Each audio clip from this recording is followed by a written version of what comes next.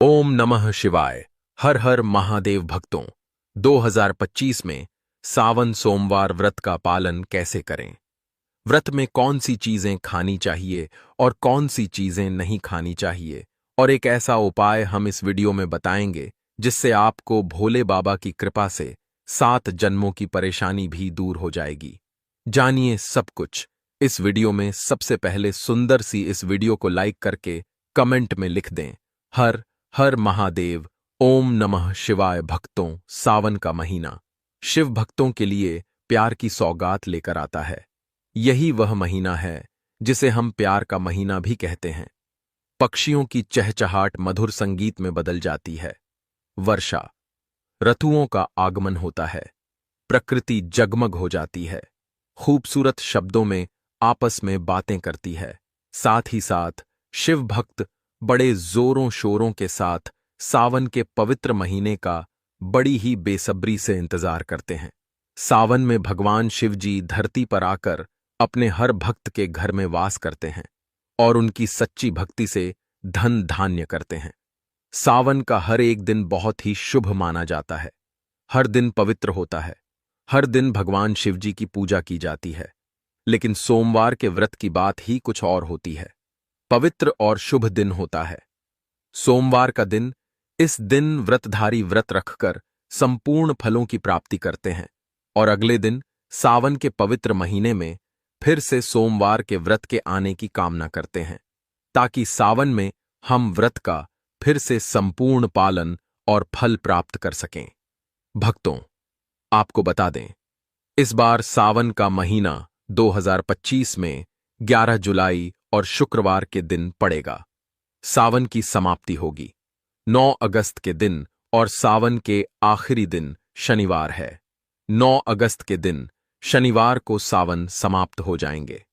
भक्तों, ऐसे में 9 अगस्त यानी शनिवार के दिन ही रक्षाबंधन का त्योहार भी मनाया जाएगा। भक्तों, अब जानते हैं सावन के इस पवित्र महीने में कितने सोमवार पड़ेंगे और आपको कितने व्रत रखने हैं। आइए जानते हैं। सावन मास का पहला दिन 14 जुलाई दिन सोमवार है। सावन का दूसरा सोमवार व्रत 21 जुलाई दिन सोमवार है। तीसरा सोमवार व्रत 28 जुलाई। सावन का पवित्र चौथा व्रत 4 अगस्त के दिन पड़ेगा और 9 अगस्त को शनिवार के दिन ही रक्षाबंधन के संपूर्ण होने 7 सावन समाप्त हो जाएंगे। भक्तों, ऐसे में कुल मिलाकर 4 सोमवार पढ़ेंगे और अंत में 9 अगस्त यानी शनिवार के दिन सावन समाप्त हो जाएंगे।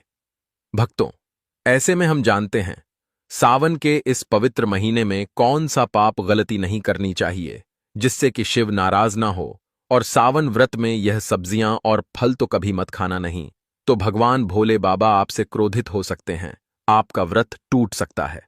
आइए जानते हैं कुछ ऐसी सावधानियां जिसे भूलकर भी नहीं करना चाहिए।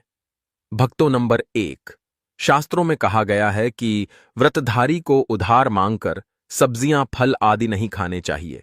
इससे पाप लगता है और व्रत अधूरा रह जाता है।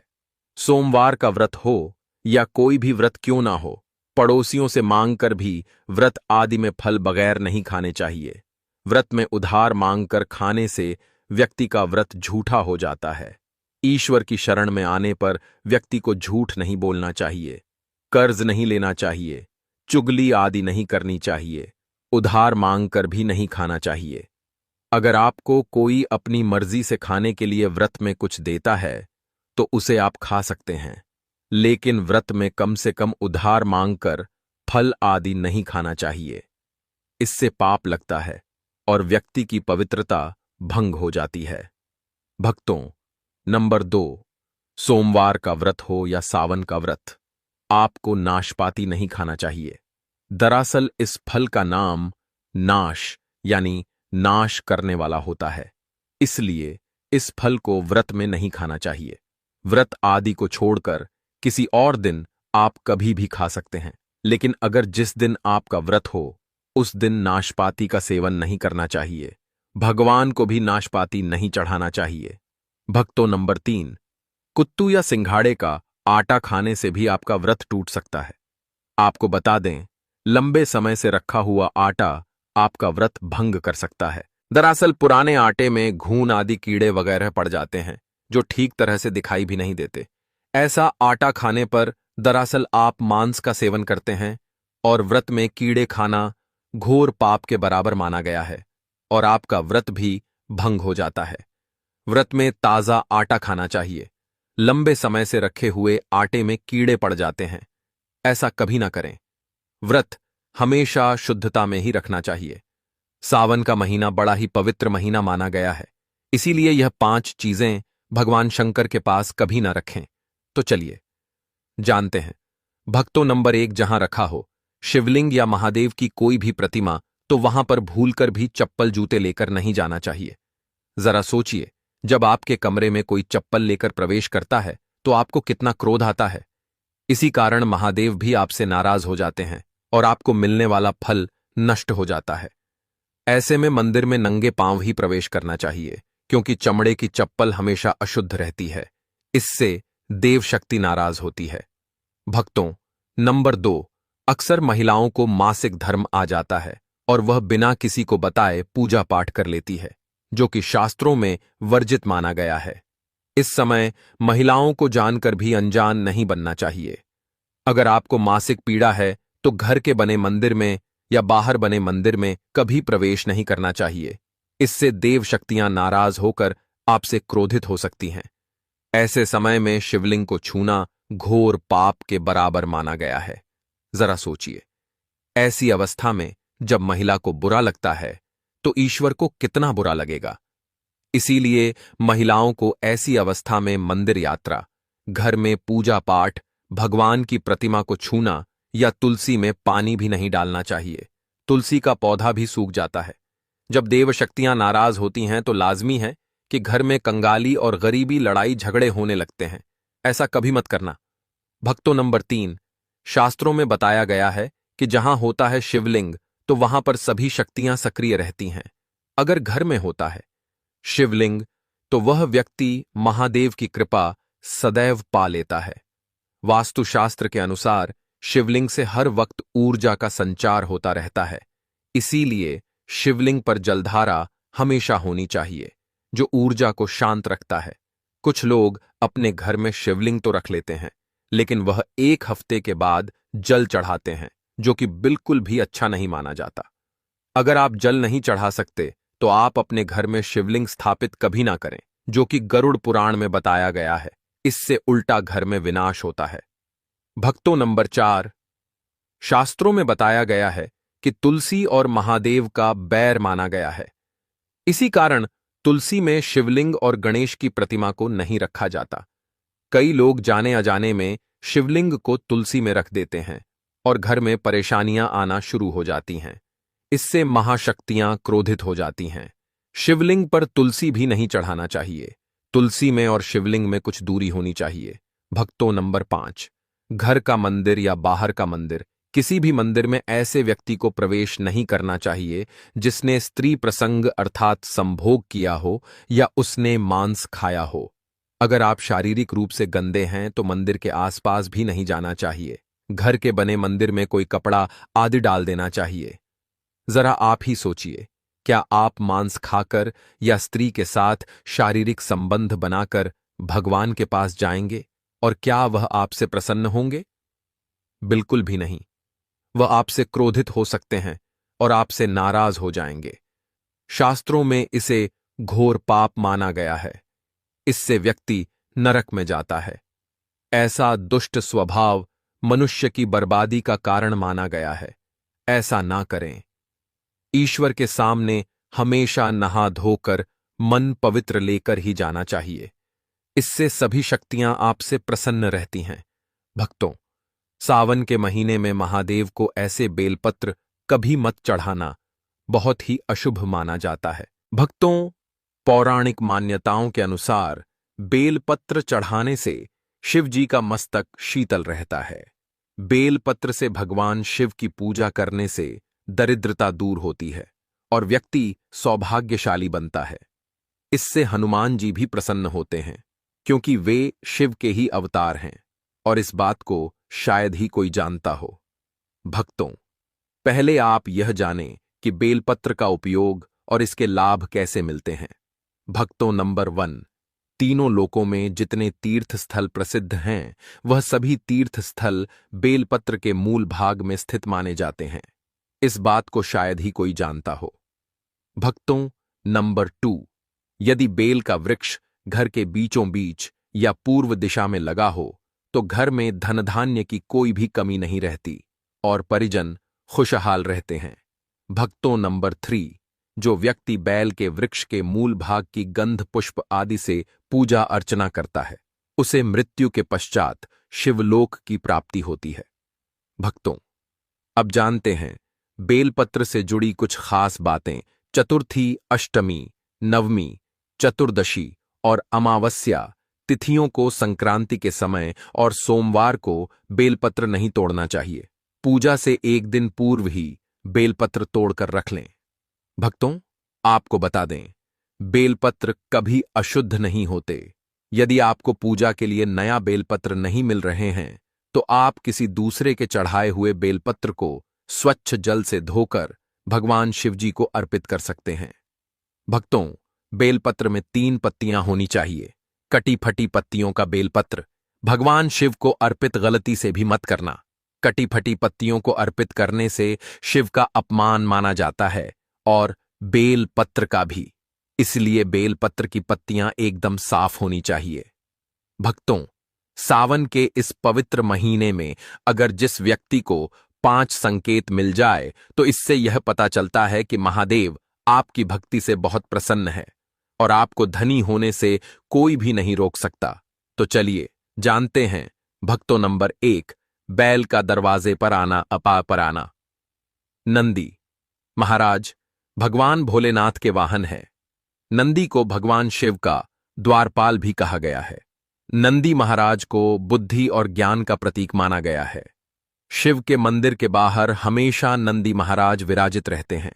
लेकिन अगर सावन के इस पवित्र महीने में अचानक से नंदी महाराज आपके दरवाजे पर आ जाए और घर की चौखट को सींग मारने लगे, तब आपको समझ लेना चाहिए कि भगवान शिव आपके घर में आने वाले हैं, जो कि यह एक उनके आने का संकेत है।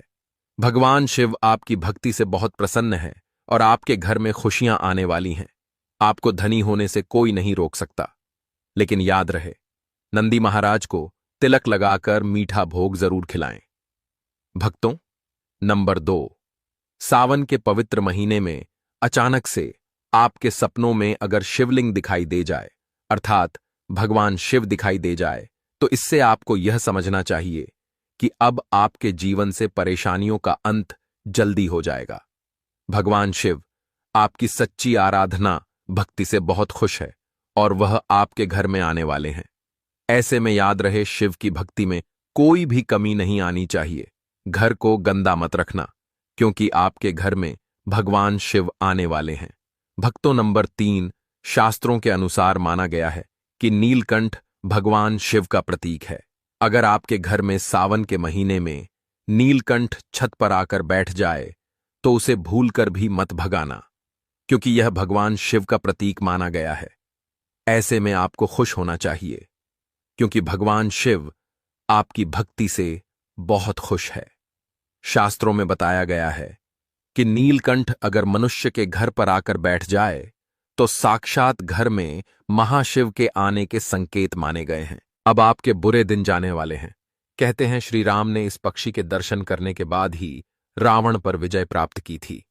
भक्तों, नंबर 4, सावन के पवित्र महीने में अचानक से घर में काला सांप निकल आए तो बहुत ही शुभ माना गया है। इसे बिल्कुल भी ना मारे। यह भगवान शिव के आने का संकेत है।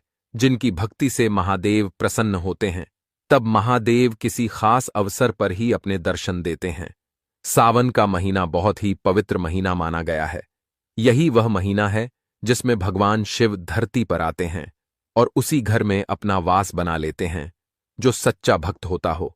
सपनों में किसी मंदिर में नाग नागिन का जोड़ा देखना बहुत ही शुभ माना गया है। यह घर में शिव के आने के संकेत हैं। अब आपको खुश होने की जरूरत है। भक्तों, नंबर 5, सावन के शुभ अवसर पर सोमवार के दिन डमरू की आवाज, घंटियों की आवाज सुनाई दे जाए तो यह अत्यंत शुभ माना गया है। इसका अर्थ यह है कि भगवान भोलेनाथ आपसे प्रसन्न हैं और जल्दी आपके घर और जीवन में प्रवेश करने वाले हैं, जिससे आपका आर्थिक संकट दूर होकर जीवन में सुख समृद्धि आने वाली है। महादेव आपसे बहुत खुश है। भक्तों, अब जानते हैं सावन के पवित्र समय में मंदिर में घंटी क्यों बजाई जाती है, घंटा क्यों बजाया जाता है, ताली क्यों बजाई जाती है। मंदिर के अंदर कारण क्या है, शंकर के मंदिर में घंटी क्यों बजाई जाती है, शंकर के मंदिर में घंटी को क्यों बजाया जाता है, ताली को बजाना क्यों ना करा जाता है, शिव मंदिर में किस लिए करा जाता है। तो यह पुराण है कि मंदिर के अंदर या घर के अंदर आप गरुड़ घंटी जब बजाते हो, घंटी का नाद जब करते हो, तो शिव महापुराण की कथा और लिंग पुराण की कथा, विष्णु पुराण की कथा कहती है, मात्र घंटी का नाद कर देने से जीतने भूमि पर तीर्थ है, जीतने साधक साधना कर रहे होते हैं, जीतने तप कर रहे होते हैं, जितनी पवित्र नारी स्त्री का पालन कर रही होती है, जीतने दान हो रहे होते हैं। कुछ समय पर जिस समय तुमने घंटी बजाई है, उस पल वह सारे पुण्य घंटी का नाद करते से तुम्हारे खाते में आ जाते हैं। शंकर जी के मंदिर में जाकर थाली का नाद किया जाता है। ताली शिव मंदिर में क्यों बजाई जाती है? मंदिर में जितने भी बैठे होंगे, जो भजन कर रहे होंगे, जो साधना कर रहे हैं, अभिषेक कर रहा है, पूजन कर रहा है, 3 बार ताली बजाने से उनका सारा का सारा पुण्य हमारे खाते में आ जाता है, खींचा चला आता है, हमारा भाग्य प्रबल हो जाता है, 1 सेकंड में हमारे खाते में आ जाता है और हमें लगता है हम शंकर को रिझा रहे हैं। शंकर को रिझाए शिव जरूर देते हैं। घर में गरुड़ घंटी का नाद करना भक्तों, इसलिए बच्चों को खेलने के लिए घंटी नहीं दी जाती। गरुड़ घंटी कोई खेलने को नहीं देता, दूसरा सामान दे देंगे, पर गरुड़ घंटी नहीं देंगे। क्यों नहीं देते? क्योंकि गरुड़ घंटी का जब नाद किया जाता है तो सबका पुण्य हमारे खाते में जाता है। कोई साधारण है। घंटी बजाना पूजन के समय, स्मरण के समय पर भजन आदि करना चाहिए, इसलिए घंटी भी हर कभी नहीं बजाई जाती। और आपसे भी निवेदन है, मंदिर में भी जाओ तो घंटी का नाद करो तो बड़े प्रेम से करो, ऐसे नहीं बजाओ बजाए जाओ बजाए जाओ। कई मंदिरों में मंदिर का पट बंद हो जाता है तो भी लोग घंटी बजा देते हैं, दोष लगता है।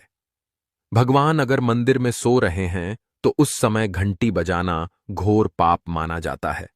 जिस जगह पर ब्राह्मण विद्वान है, साधक है, संत है, साधु है, मंदिर अगर बंद होता है तो उसके साथ में घंटी के नीचे के भाग को रस्सी से ऊपर बंद दिया जाता है, जिससे बजे ना कहते हैं।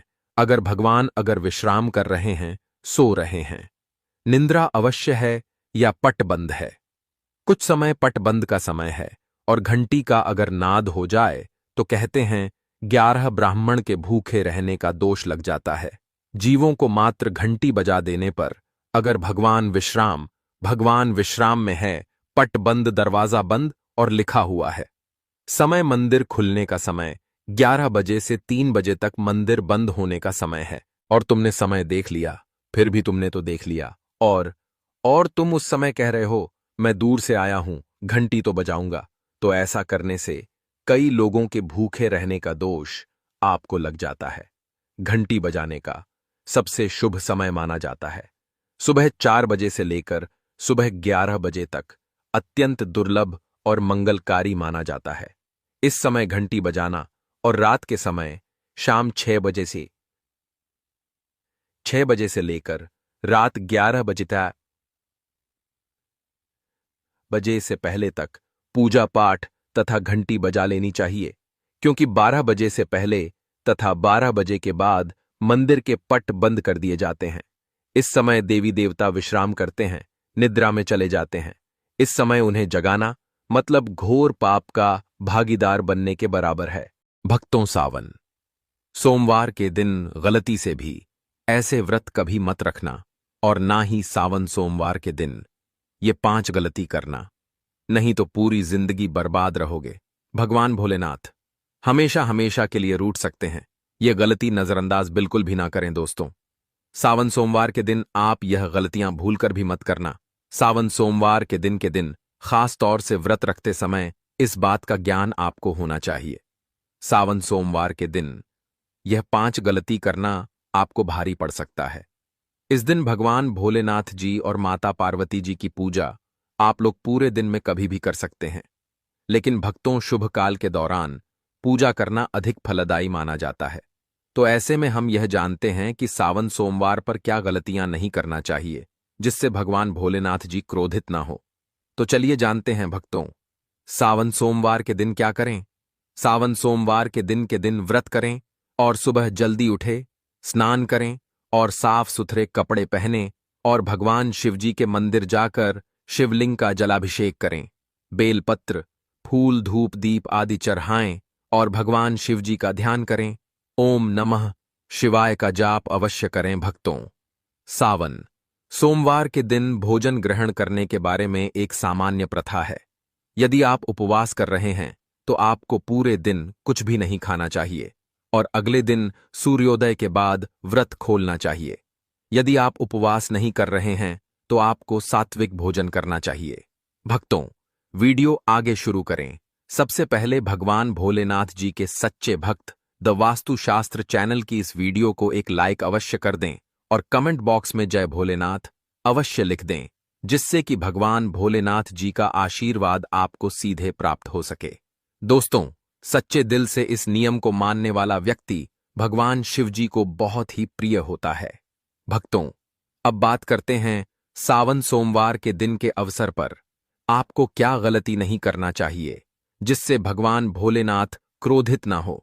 भक्तों, चाहे कुछ भी हो जाए, सावन सोमवार के दिन मांस मदिरा का सेवन गलती से भी मत करना, नहीं तो आपके साथ कुछ भी हो सकता है। सावन सोमवार के दिन देर तक कभी ना सोए, इससे आपका भाग्य बिगड़ सकता है। भगवान भोलेनाथ जी रूठ सकते हैं।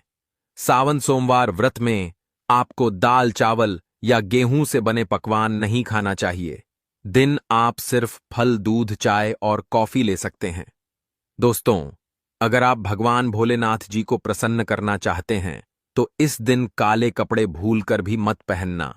इस दिन जितना ज्यादा हो सके भगवा रंग, यह लाल रंग का ही कपड़ा पहने, बहुत ही शुभ और मंगलकारी माना जाएगा। इस दिन गलती से भी पति पत्नी शारीरिक संबंध भूलकर भी ना बनाए, अन्यथा भगवान भोलेनाथ के क्रोध का सामना आपको करना पड़ेगा।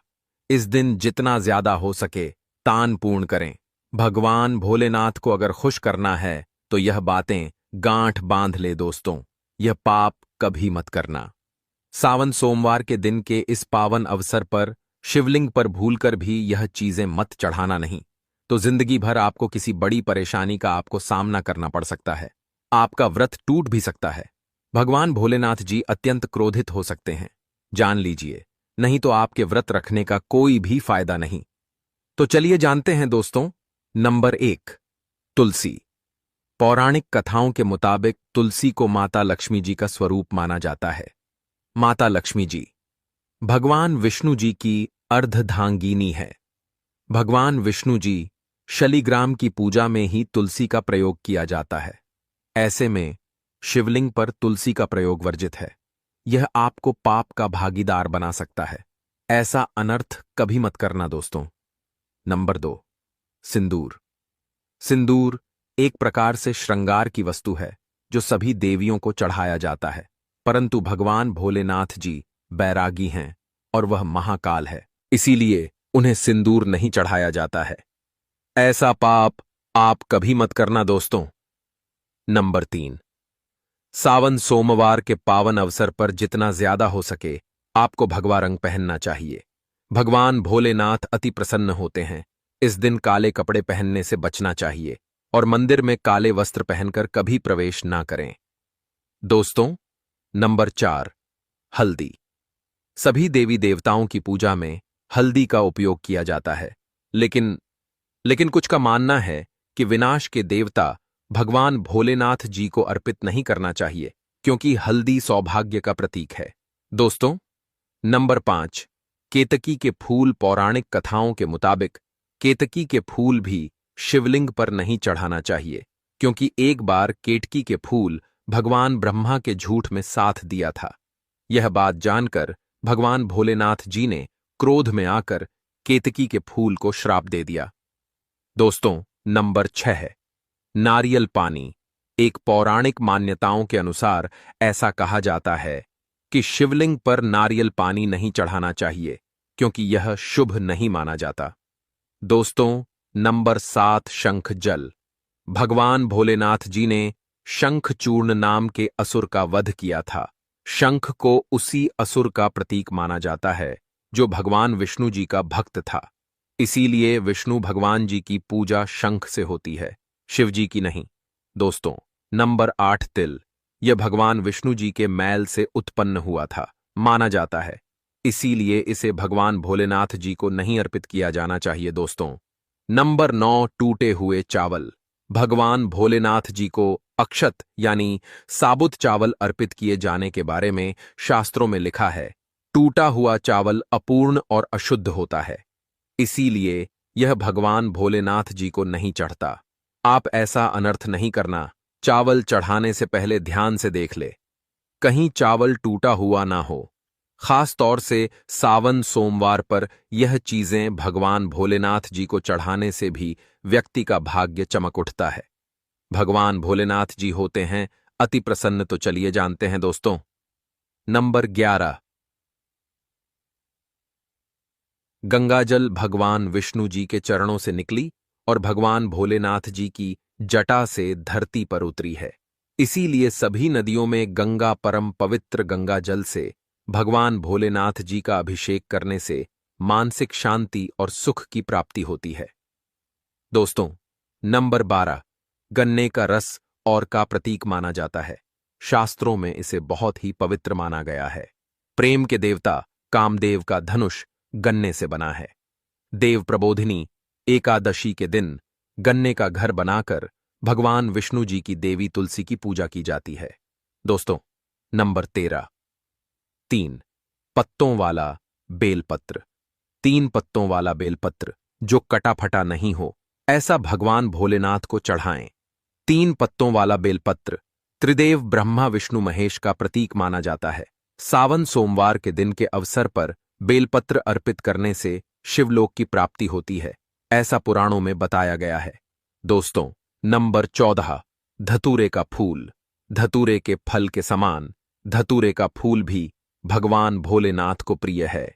इसका कारण यह है कि यह सफेद होता है और औषधीय कारणों से गुणकारी होता है।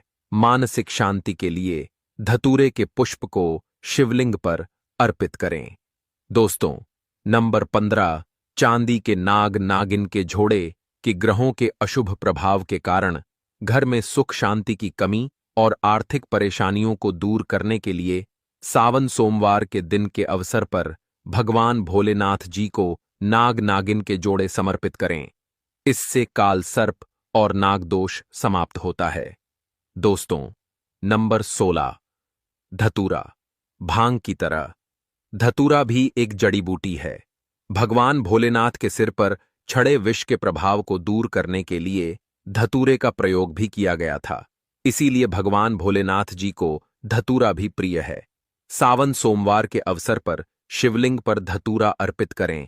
इससे शत्रुओं का भय दूर होता है, साथ ही धन संबंधी मामलों में उन्नति होती है। दोस्तों, नंबर 17 भांग। भगवान भोलेनाथ जी ने हलाहल विषपान किया। इस बीज के उपचार के लिए कई तरह की जड़ी बूटियों का प्रयोग देवताओं ने भी एक है। इसीलिए भगवान भोलेनाथ जी को अत्यंत प्रिय है और सावन सोमवार के अवसर पर भांग के पत्ते को पीसकर दूध या जल में घोलकर भगवान भोलेनाथ जी का अभिषेक करें तो रोगों से मुक्ति मिलती है। दोस्तों, अब बात करते हैं कि आपको सावन सोमवार के दिन व्रत में क्या खाना है। देखिए भक्तों, भगवान भोलेनाथ भोले भंडारी हैं। वे एक लोटा जल से भी प्रसन्न हो जाते हैं, मात्र एक बेलपत्र से भी अति प्रसन्न हो जाते हैं। लेकिन भगवान भोलेनाथ जी शीघ्र ही गुस्सा भी हो जाते हैं। जहां भगवान भोलेनाथ जी को कुछ चीज प्रिय हैं, तो वहीं कुछ चीज आप यह भी हैं। कुछ चीज ऐसी हैं जिनका भगवान भोलेनाथ की पूजा में अगर इस्तेमाल ना किया जाए तो भगवान भोलेनाथ जी का पूजन अधूरा रह जाता है।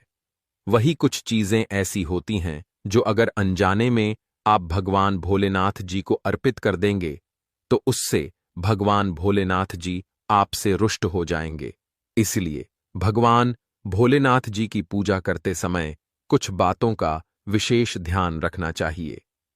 आज के इस वीडियो में हम आपको बताएंगे कि सावन सोमवार के दिन के पावन पर्व पर क्या करें, क्या ना करें। कौन सी ऐसी वस्तुएं हैं जो भगवान भोलेनाथ जी को अति प्रिय हैं और कौन सी ऐसी वस्तु है जो भगवान भोलेनाथ जी को बिल्कुल भी प्रिय नहीं है और कौन सी वस्तु है जो भगवान भोलेनाथ जी को भूल से भी अर्पित नहीं करना चाहिए।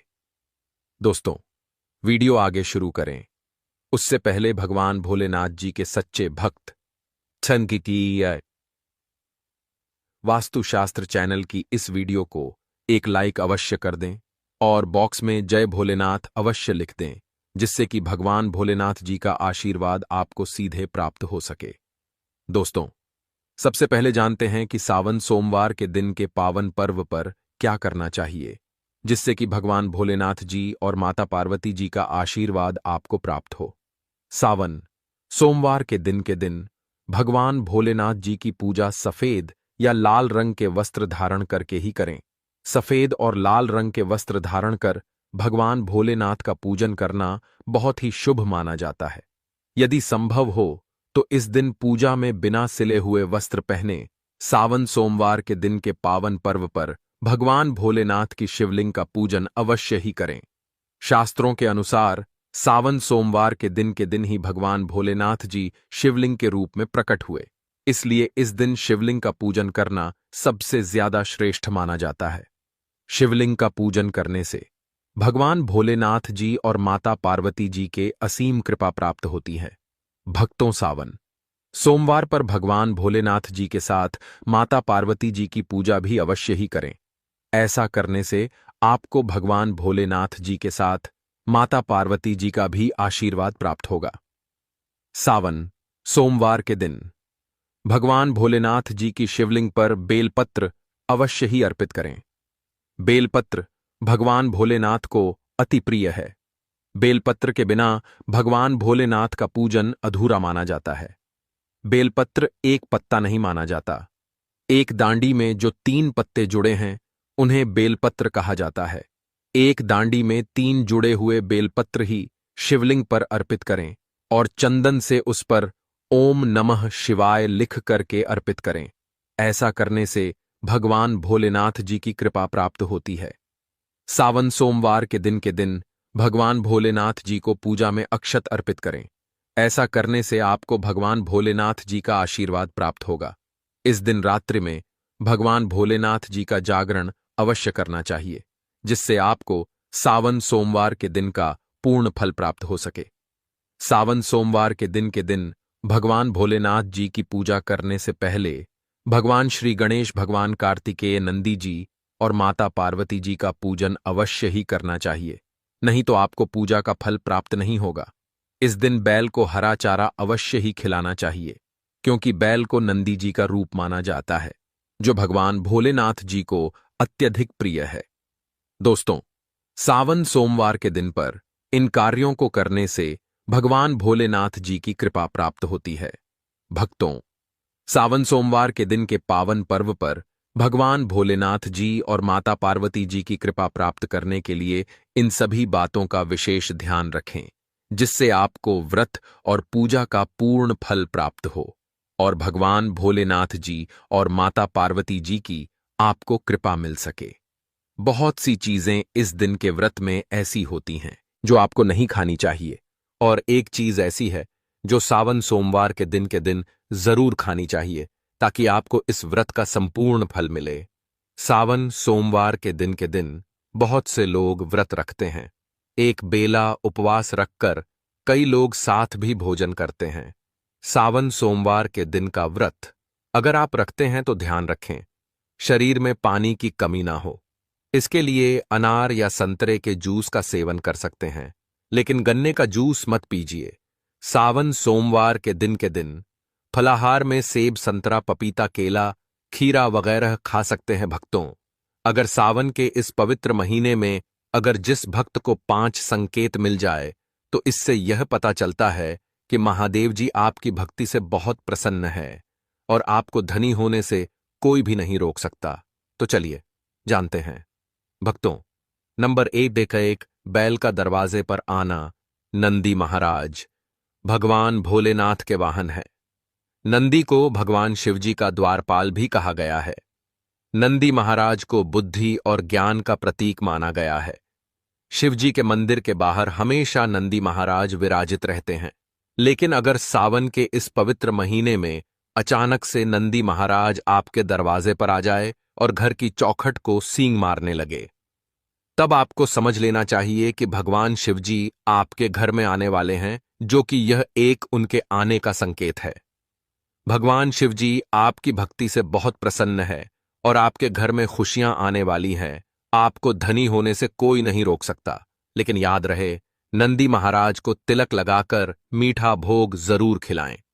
भक्तों, नंबर 2, सावन के पवित्र महीने में अचानक से आपके सपनों में अगर शिवलिंग दिखाई दे जाए, अर्थात भगवान शिवजी दिखाई दे जाए, तो इसे आपको यह समझना चाहिए कि अब आपके जीवन से परेशानियों का अंत जल्दी हो जाएगा। भगवान शिवजी आपकी सच्ची आराधना भक्ति से बहुत खुश है और वह आपके घर में आने वाले हैं। ऐसे में याद रहे, शिवजी की भक्ति में कोई भी कमी नहीं आनी चाहिए। घर को गंदा मत रखना, क्योंकि आपके घर में भगवान शिवजी आने वाले हैं। भक्तों, नंबर 3, शास्त्रों के अनुसार माना गया है कि नीलकंठ भगवान शिवजी का प्रतीक है। अगर आपके घर में सावन के महीने में नीलकंठ छत पर आकर बैठ जाए तो उसे भूलकर भी मत भगाना, क्योंकि यह भगवान शिवजी का प्रतीक माना गया। ऐसे में आपको खुश होना चाहिए, क्योंकि भगवान शिवजी आपकी भक्ति से बहुत खुश है। शास्त्रों में बताया गया है कि नीलकंठ अगर मनुष्य के घर पर आकर बैठ जाए तो साक्षात घर में महाशिव के आने के संकेत माने गए हैं। अब आपके बुरे दिन जाने वाले हैं। कहते हैं भगवान श्री राम जी ने इस पक्षी के दर्शन करने के बाद ही रावण पर विजय प्राप्त की थी। भक्तों, नंबर 4, सावन के पवित्र महीने में अचानक से घर में काला सांप निकल आए तो बहुत ही शुभ माना गया है। इसे बिल्कुल भी ना मारे। भगवान शिव जी के आने का संकेत है। जिनकी भक्ति से महादेव प्रसन्न होते हैं, तब महादेव किसी खास अवसर पर ही अपने दर्शन देते हैं। सावन का महीना बहुत ही पवित्र महीना माना गया है। यही वह महीना है जिसमें भगवान शिव जी धरती पर आते हैं और उसी घर में अपना वास बना लेते हैं जो सच्चा भक्त होता हो। सपनों में किसी मंदिर में नाग नागिन का जोड़ा देखना बहुत ही शुभ माना गया है। यह घर में शिव के आने के संकेत हैं। अब आपको खुश होने की जरूरत है। भक्तों, नंबर 5, सावन के शुभ अवसर पर सोमवार के दिन डमरू की आवाज, घंटियों की आवाज सुनाई दे जाए तो यह अत्यंत शुभ माना गया है। इसका अर्थ यह है कि भगवान भोलेनाथ आपसे प्रसन्न हैं और जल्दी आपके घर और जीवन में प्रवेश करने वाले हैं, जिससे आपका आर्थिक संकट दूर होकर जीवन में सुख